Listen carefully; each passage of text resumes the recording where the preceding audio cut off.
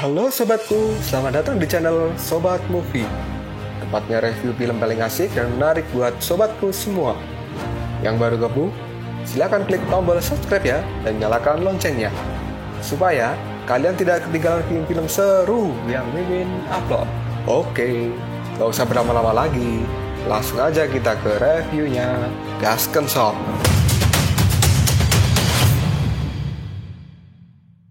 Hey, oke, sobatku terkeren, terkecil, terbaik, tersemuanya. Kita masih bersama Sobat Movie, channel alur cerita terasik sepanjang masa. Oke, kita akan lanjut bahas chapter 175. Nggak usah cacicot banyak bacot, kita langsung masuk aja ke pembahasan. Faiz Ravana yang kini akan bertarung dengan Auxue, dia mengatakan bahwa dirinya memang sudah mengenal Auxue.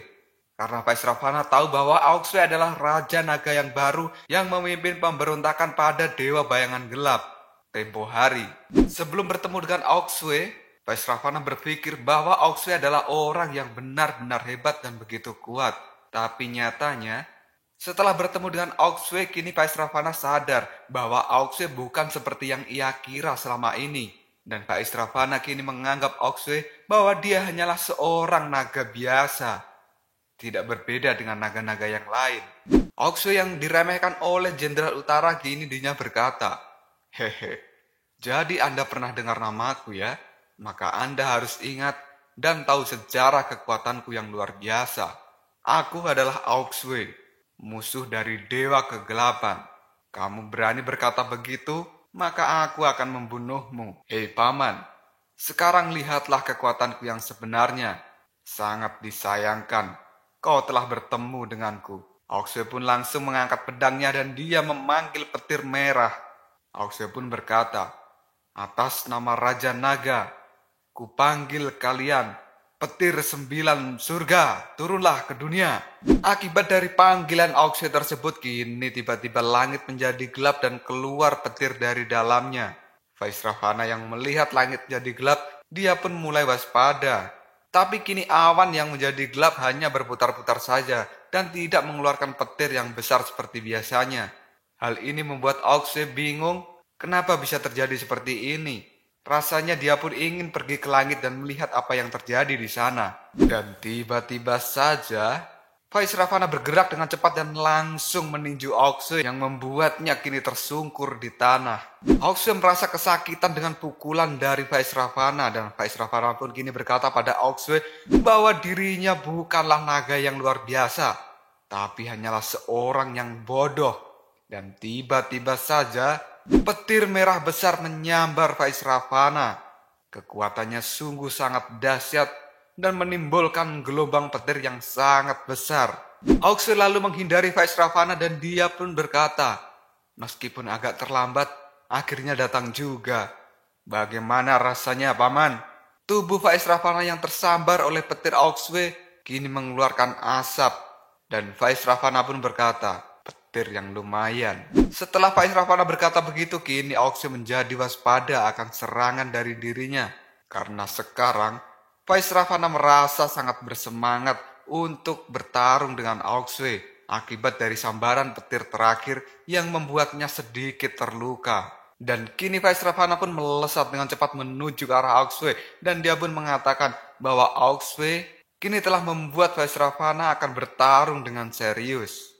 Auxue kini terkejut, bingung sekaligus dia ketakutan. Karena bukannya Faiz Ravana mati, malah seolah tidak terjadi apa-apa pada dirinya. Dan kini Faiz Ravana yang datang tiba-tiba dan akan meninju Auxue. Kemudian Auxue melompat menghindari serangan dari Faiz Ravana. Dirinya pun berputar di udara dan kemudian menebaskan pedangnya pada leher Faiz Ravana. Tapi ternyata pedang itu tidak mampu melukai tubuh sang Raja Utara ini. Auxue yang semakin ketakutan kini berkata, pedang besarku tidak bisa memotong lehernya sama sekali." Hal ini benar-benar membuat Auxue tidak tahu lagi bagaimana caranya menghadapi Raja Surga Utara. Faiz Ravana pun mengatakan bahwa pedang Auxue itu tidak bagus sama sekali. Kemudian dia meninju Auxue dengan sekuat tenaga. Auxue pun kembali terlempar dan tersungkur ke tanah. Akibat pukulan keras itu, kini Aoksue merasakan bahwa tulang-tulangnya telah patah dan dia tidak mampu berdiri lagi. Aoksue yang tidak mampu bangkit kini merasakan bahwa dirinya sedang dalam bahaya besar. Vaisravana pun datang dan akan menginjak Aoksue. Sebelum injakan sang Raja Utara ini mengenai Aoksue, Aoksue kemudian bangkit dan menghindari injakan itu. Karena injakan itu ternyata sangatlah kuat. Dan apabila Aoksue terkena injakan kaki dari Vaisravana, pasti tubuhnya akan hancur. Sambil melompat di udara, kini Aoksue berkata pada Vaisravana bahwa dirinya belum mengeluarkan kekuatannya yang sebenarnya. Dan Vaisravana pun berkata pada Aoksue, "Coba keluarkan, biarkan aku melihat kekuatanmu." Setelah berkata begitu, kini Vaisravana akan mulai meninju Aoksue kembali. Kita berpindah ke Hiu Perak dan Nona Shobe. Di sana Hiu Perak mendekati Shobe yang sudah sekarat. Hiu Perak pun mengatakan pada Shobe bahwa dirinya tidak harus bertarung, tapi Shobe malah ngeyel dan hasilnya menjadi seperti ini. Dan Shobe yang dalam keadaan sekarat kini berkata pada Hiu Perak, "Hiu Perak, aku melakukan tugasku sebagai duyung dan aku tidak menyesal sama sekali. Aku sekarang sudah sekarat. Maukah kau berjanji satu hal padaku?" Tanya Shobe pada Hiu Perak. Hiu Perak pun kemudian menjawab, "Katakan." Kemudian Shobe berkata, "Berhentilah menyerang tanah Putri Duyung, dan kamu harus berdamai dengan sang ratu. Jika Biksu Tong dan semuanya gagal, maka masa depan dunia ini akan menjadi buruk. Aku minta kamu untuk membantu Biksu Tong." "Bagaimana, Hiu Perak?" tanya Shobe pada Hiu Perak. Shobe yang mengatakan begitu kini dirinya berpesan pada Hiu Perak, "Jaga dirimu." Kemudian Shobe pun memejamkan matanya dan Hiu Perak pun menangis di hadapan Shobe. Biksu Tong yang khawatir dengan keadaan Baji kini berkata, "Baji, bangunlah." Dan akhirnya Baji pun membuka matanya. Baji pun langsung berkata pada gurunya, "Guru, apakah aku sudah mati? Apa kita sudah bertemu di alam bawah?" Sang guru pun menjawab, "Tidak, kamu tadi hanya pingsan." Dan Baji merasa lega mendengar jawaban dari gurunya itu. Baji yang sudah tidak bisa berbuat apapun kini dirinya merasa putus asa. Dan sang biksu pun juga merasakan seperti itu. Baji pun langsung bertanya pada gurunya, "Guru, apa arti dari semua ini? Kami berusaha mati-matian untuk mencegah Yuan Shitiansun mendapatkan api abadi. Dan akibatnya, mungkin kami semua akan gagal dan mati di sini. Dan bahkan yang lebih buruk, dunia tidak mengetahui dan mengenal siapa kami. Apa kau juga berpikir seperti itu, Guru?" tanya Baji pada Biksu Tong. Biksu Tong pun lalu menjawabnya, "Apakah itu layak? Jangan tanya padaku, karena aku pun juga tidak tahu jawabannya. Karena yang tahu hanyalah dirimu sendiri. Mengapa kau datang ke tempat ini? Apakah tujuanmu hanya untuk bersenang-senang, ataukah untuk menjalankan tugas yang mulia? Yang tahu dari semua pertanyaanmu hanyalah dirimu sendiri," kata sang biksu pada Subaji. Sambil melihat pertempuran murid-muridnya, Biksu Tong masih terus berkata pada Baji, "Baji, kita ini adalah orang yang telah mulia. Kita telah masuk dan meninggalkan surga. Kemudian kita pergi ke jalur iblis dan kita menyeberangi pantai lain. Itu tidak dapat dibayangkan oleh dunia. Dan aku rasa aku tidak perlu menjelaskan semua ini pada dunia. Karena arti dari pertempuran ini berbeda di dalam setiap pemikiran semua orang. Dan satu-satunya kesamaan adalah kita semua ingin memperjuangkan apa yang kita yakini sampai nafas terakhir kita. Pikirkanlah Baji, apakah ada yang lebih baik dari yang kita lakukan saat ini? Karena hidup terkadang memang tak berdaya. Dan kenyataan memang memaksamu untuk menundukkan kepala dan berkompromi. Tapi kali ini sama sekali tidak. Dan kita sudah sampai di titik ini.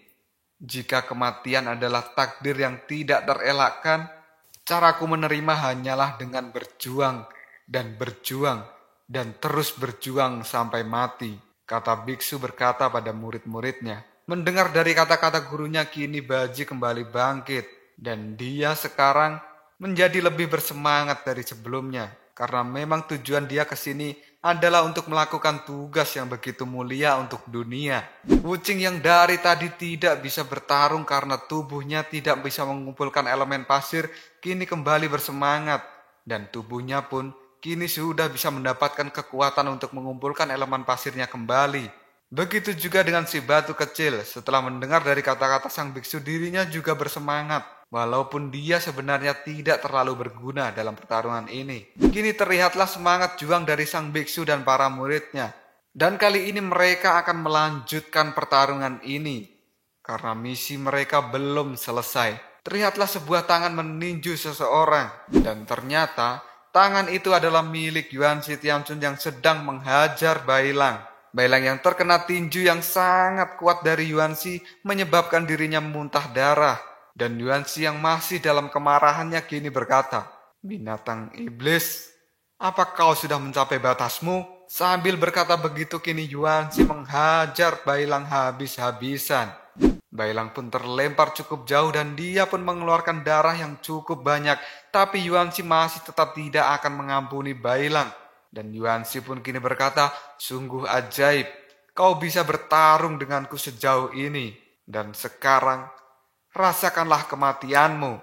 Bailang yang sudah terluka parah sepertinya tidak akan bisa menahan serangan dari Yuan Shi Tianchun. Dan tiba-tiba saja Biksu Tong datang dan menyelamatkan Bailang. Dia pun menangkis serangan Yuan Shi dengan menggunakan tangannya. Yuan Shi yang terkejut dengan kedatangan Biksu Tong kini dirinya langsung berkata, "Aku pikir kau telah kabur." Dan Biksu pun menjawabnya, "Aku saja belum mengalahkanmu. Bagaimana aku bisa kabur?" Baji yang datang dengan tiba-tiba kini dia melompat dan menendang wajah Yuan Shi Tianchun. Yuan Shi pun mengatakan bahwa tendangan dari Subaji ini sangat lemah sekali. Yuan Shi pun lalu meninju Subaji dan Subaji pun terlempar akibat tinjuan dari Yuan Shi Tianchun. Dan akhirnya kini Wuching pun datang dengan kekuatan pasirnya yang membuat Yuan Shi merasa terkejut. Dan dari pasir itu, Biksu Tong mengeluarkan tinjunya dan langsung mengenai wajah dari Yuan Shi. Biksu Tong ini berkata, "Aku akhirnya memukulmu, Yuan Shi Tianchun." Biksu yang masih ingin meninju Yuan Shi Tianchun kini tinjuannya pun ditahan. Sambil menahan tinju dari sang biksu, Yuan Shi pun berkata, "Tinjuanmu lumayan juga ya. Lumayan sedikit membuatku kesakitan. Kamu harus dihukum dengan hukuman yang paling berat, Biksu Tong," kata Yuan Shi. Dan tiba-tiba saja ular putih pun datang. Dia pun melilit tubuh Yuan Shi Tianchun dan membuat Biksu Tong terkejut. Yuan Shi pun kini berkata, "Hai gadis ular, kenapa kau mengkhianatiku juga?" Ular putih pun menjawabnya, "Ini bukan pengkhianatan. Hei Tianchun, aku kan tidak pernah bergabung dengan dirimu." Dan kini terlihatlah tubuh Yuan Shi Tianchun tidak dapat bergerak akibat lilitan dari sang ular putih. Biksu Tong yang terkejut karena mendapat bantuan dari sang ular putih kini dirinya bertanya, "Hei ular putih, apakah kau berencana untuk meninggalkan jiwa yang gelap?" Ular putih pun menjawab, "Tahan Sanjang, jangan salah paham dulu. Aku tidak bermaksud baik. Aku datang karena memiliki tujuan yang sama denganmu." Dan Biksu Tong menjawabnya, "Bagus." Biksu pun langsung mengangkat tasbih pemberian dari Gautama. Dia pun melilitkan tasbih besar itu di tangannya. Dan kini dengan tinju dan tasbih yang sudah terlilit di tangannya, Biksu pun akan melakukan tinju yang sama seperti yang dia lakukan pada Kaisar Sitian. Biksu pun berkata, "Hai Dewa kuno, makanlah ini." Tinju yang dahsyat dari Biksu Tong kini berhasil mengenai Yuan Shi Tianchun yang sudah tidak bisa bergerak akibat ular putih. Tinju itu pun menyasar mata Yuan Shi Tianchun dan Yuan Shi pun berkata, "Astaga." Biksu Tong kini merasakan ada sesuatu yang berbahaya yang akan terjadi pada mereka. Dan tiba-tiba saja Yuan Shi Tianchun mengeluarkan laser panah hitamnya pada biksu dan ular putih yang membuat tubuh si ular putih tercabik-cabik akibat serangan dari Yuan Shi itu. Kini terlihatlah serangan dari Yuan Shi masih terus menyerang mereka semua. Dan kini tubuh ular putih yang sudah tercabik-cabik berceceran kemana-mana. Biksu Tong, ular putih, Baji dan Wuching kini masih saja menahan serangan-serangan dahsyat dari Yuan Shi Tianchun. Yuan Shi yang terkena pukulan dari Biksu Tong kini merasa kesakitan. Dia pun memegangi matanya dan berkata, Sialan kau Tang Sanjang, pukulan macam apa ini? Pukulan ini membuatku merasakan sakit dan luka yang membakarku. Apa yang sedang terjadi? Kata Yuanzi pada Tang Sanjang. Dan biksu pun mengatakan bahwa itu adalah pukulan jiwa gelap yang hanya dilakukan khusus untuk melawan orang-orang yang jahat dan memiliki jiwa gelap sepertimu. Biksu pun juga mengatakan, semakin jahat dan semakin gelap jiwanya, maka pukulan itu akan semakin membuatnya kesakitan. Yuanzi yang kini matanya sudah terbakar, dia pun merasakan sakit yang sangat-sangat sakit yang belum pernah ia rasakan selama ini. Dia pun langsung berteriak dan berkata pada Biksu Tong, kamu telah memberiku luka yang tidak terhapuskan.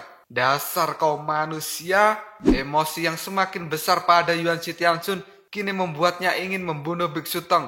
Dan tiba-tiba saja Yuanzi pun melancarkan pukulan yang sangat keras sekali. Yuanzi pun kini dibuat bingung karena pukulan yang baru saja ia lancarkan ternyata tidak bisa mengenai siapapun. Yuanzi yang kebingungan kini berkata, apa yang terjadi? Dan kini datanglah hembusan angin yang membuat Yuanzi Tianxun bergeser dari tempatnya. Angin itu pun terlihat berputar-putar di belakang tubuh Yuanzi Tianxun. Dan Yuanzi pun mengatakan dalam hatinya, angin aneh ini telah membawa Tang Sanjang pergi dari hadapanku. Sebenarnya siapa yang datang? Dan kini Biksu Tong serta Baji sudah berada di atas telapak tangan seseorang. Biksu Tong yang bingung dengan apa yang terjadi, dia pun melihat dan berkata, kamu adalah Sun Wukong. Dan benar saja, kini Sun Wukong telah datang dengan menyelamatkan biksu dan juga Subaji.